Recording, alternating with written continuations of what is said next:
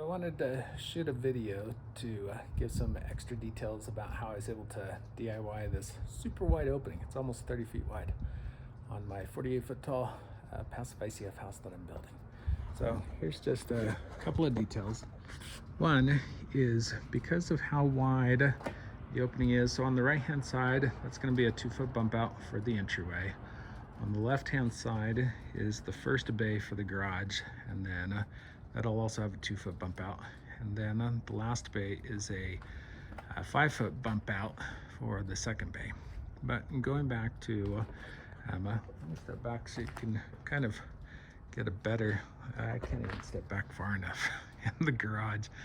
Yeah, so you can kind of see how wide that opening is. So because this is almost an 18-foot wide opening, my structural engineer had me put this 6 by 6 inch post here in the middle. And then the reason why it's built up down there is because the garage floor actually isn't finished yet. I'm still gonna put an additional layer of sand and then another 4 inches of concrete.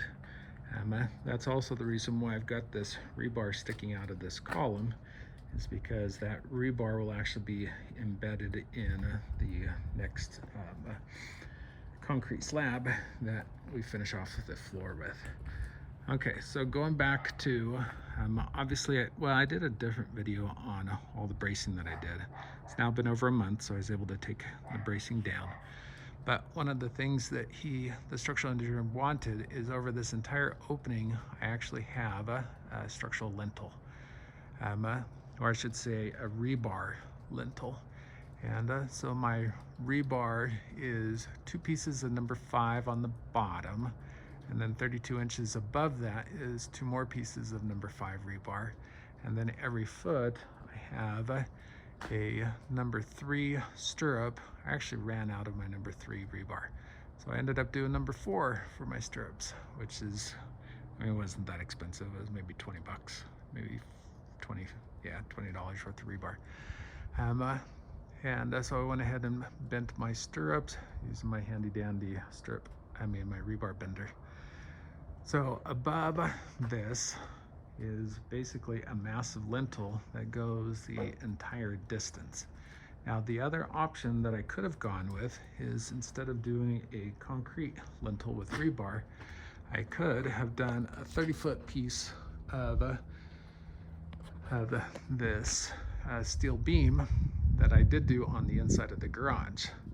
Now the difference is literally probably $2,000, because putting in a concrete rebar lintel is no big deal. My first structural engineer was like, oh no, we have to put in a steel beam. I was like, no, we don't.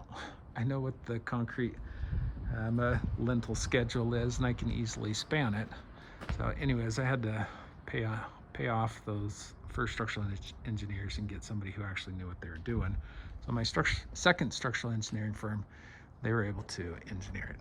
So let's go ahead. Also, there's always the question about, so how is the consolidation with the concrete mix that I'm using? Because basically I've got a number 6. So I've got a number 6 slump with pea gravel, but then we put in plasticizer. So when I'm on the end of the concrete hose, it's coming out at an 8 slump. So basically it's almost like pancake batter. And so you can see I'm getting very nice consolidation up there. And I think if there's any other details that you might be interested in, yeah, just a little bit more about the bump outs. So I'll actually have the rebar extend from the garage out to the footer walls for the bump out for in the garage. So that's something else that I'll be doing, just kind of belt and suspender stuff. So anyways, I think if there's anything, yeah, you might actually want to see this. So did a lot of bracing on the outside, just because this is in essence a T-wall, and that worked nicely too. So still pulling down a lot of the bracing. But anyways, if you want more tips, be sure to like and subscribe, and otherwise, thanks for watching.